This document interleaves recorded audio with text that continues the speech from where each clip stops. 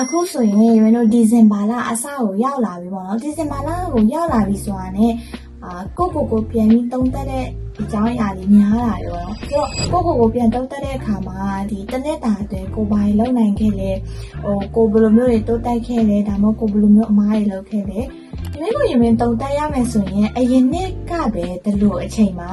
ဒီလိုဗီဒီယိုလောက်တာကနေစပြီးတော့ရင် content creator line ကိုရှောက်ခဲ့တာပါဘာလို့ရှောက်ခဲ့ရလဲဆိုရင်စီးပွားရေးတစ်ခုလုပ်ဖို့အတွက်ကို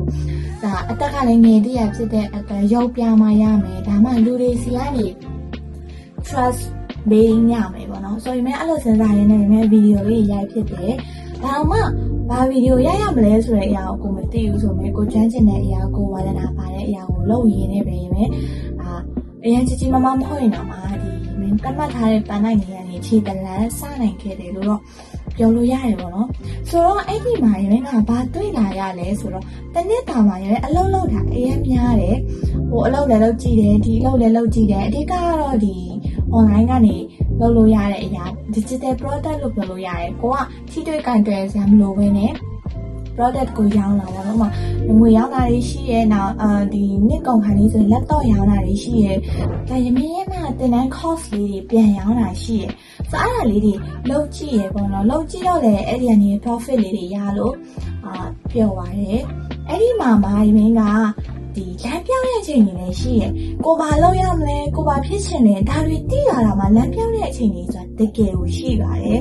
အဲ့ဒါကဘာလဲဆိုတော့ကိုလုံနေတန်လန်းနေဒီကိုရဲ့ဒီ community မှာကိုပဲလုပ်တယ်ဆိုပြီးတော့ဟာသူများတွေကမလုပ်ငါလုပ်နေသူများတွေအမြင်မှာကိုကဘယ်လိုမျိုးဖြစ်နေမလဲဆိုတော့ကိုသွားတဲ့ရှေ့လောက်မသွားဘဲနဲ့အရင်ကိုရဲ့ပတ်ဝန်းကျင်ထိတ်ခဲလောက်တာထိတ်ခဲလောက်တဲ့အခါကျတော့ကိုမလောက်ချင်တော့တဲ့အချိန်တွေအဲ့လိုမျိုးလေးရှိရပေါ့နော်အဲ့လိုအချိန်တွေလည်းရမဖြတ်တန်းခဲ့ရတယ်ဆိုတော့ကိုဒီနေ့ကောင်ခါနေမှပြန်ပြီးတုံးတက်လိုက်တာကရမင်းတို့ကဒီဘေးပတ်ဝန်းကျင်ကနေကိုအားပေးတဲ့အရာတွေတခြားသောသူတွေကအားပေးမှုတွေကနေလောက်တယ်ဆိုရင်အရန်ကိုအချိန်ကြာတယ်အချိန်နဲ့အရန်ဆွဲတယ်လို့ဖြစ်တယ်နောက်ပြီးတော့အလောက်ကလည်းမပြီးမြောက်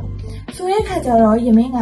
ဒီကိုပြန်ပြီးစုစည်းရပါတော့ဘယ်လိုမျိုးစုစည်းလဲတခုခုလုံးဖို့အတွက်ဆိုရင် sticky note လေးတွေပါငါဒီနေ့တော့ဒါပြအောင်လုပ်မယ်ဆိုပြီးတော့ခေါင်းစဉ်3 ခုကိုကြားလာတယ်ဥပမာစာဖတ်မယ်ဆိုရင်လည်းဒါတမျက်နှာတော့ဖတ်လိုက်တယ်နောက်ပြီးတော့ကိုလုပ်ချင်တဲ့ workout လေးတွေဆိုရင်အရင်ဒါမလုပ်နိုင်လို့ဆိုရင်တော့10 မိနစ်လောက်ရင်လုပ်ပြီးလိုက်တယ်ဒါလေးတွေကိုရင်မတေးလေးရနေပြန်ပြီးစလုပ်ကြည့်ရပေါ့နော်ပုံမှန်လေးလုပ်ပြအောင်လို့ဆိုတော့အဲ့လိုမျိုးလုပ်ရင်ကနေပဲဒီအလေးအကျင့်တစ်ခုဖြစ်လာအောင်ရင်တည်ဆောက်ခဲ့ရတယ်ပေါ့နော်ဘာလို့လဲဆိုရင်ကပုံဝန်းကျင်ကိုအရင်ကင်းစားတဲ့အခါမှာကိုလုပ်တဲ့အလုပ်တွေကလည်းမပြီးတော့တဲ့အခါကျတော့အဲ့ဒီနီးလန်းလေးကိုတွေ့လာတာပေါ့နော်ဆိုတော့ဒီတနစ်တာမှာ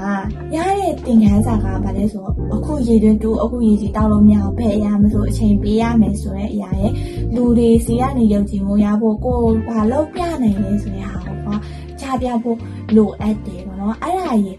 နောက်ဆုံးတစ်ခုကတော့ခုနကပြောထားတဲ့အတိုင်းပဲဒီ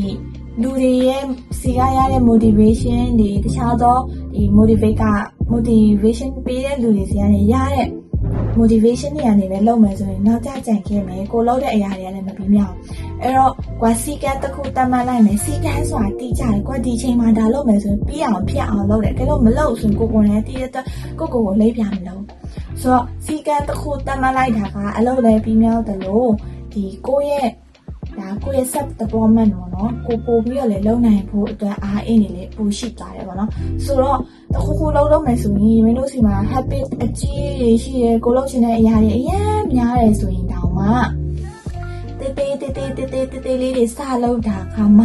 ပို့ပြီးတော့ထိရောက်နေဆိုင်မင်းကတီးလိုက်တယ်ပေါ့နော်ဆိုတော့အခုချိန်မှာဆိုရင်အခုကြည့်နေတဲ့မိတ်ဆွေတွေလည်း2025မှာကိုပြန်ပြီးတုံးတက်နေကြမယ်လို့ထင်တယ်ပြီးတော့နောက်ထပ်26အတွင်းမှာလည်းကိုဘာတွေလုပ်မလဲဆိုတဲ့အသွေးတွေ mission တွေ vision တွေချပြီးတော့ထင်တယ်ပေါ့နော်ဆိုတော့ရေမင်းတို့2026မှာဘယ်လိုမျိုးအကောင်းဆုံးကိုဘဝကိုဒါ development ဖြစ်အောင်လုပ်မလဲကိုရဲ့ better life ဖြစ်အောင်ကိုကဘယ်လိုမျိုးစူးစမ်းမလဲဆိုတာကိုတော့ဒါအခုအတွင်းဒီ2025ရဲ့ဒီဇင်ဘာလမှာပလန်ချနေပြီးတော့ထင်ပါရဲ့ဒီရင်းတို့ဒီဇင်ဘာလအဆောင်မှာပဲဒီမဲအလုံးလုံးနဲ့ဒီမှာပေါ့နော်ဒီမှာ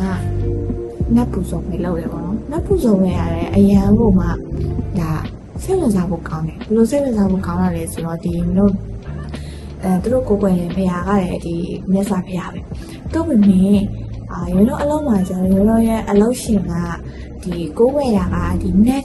တွေပေါ့နော်စစ်တရုတ်စစ်သူကြီးเนาะအိန္ဒိယဖျားတွေ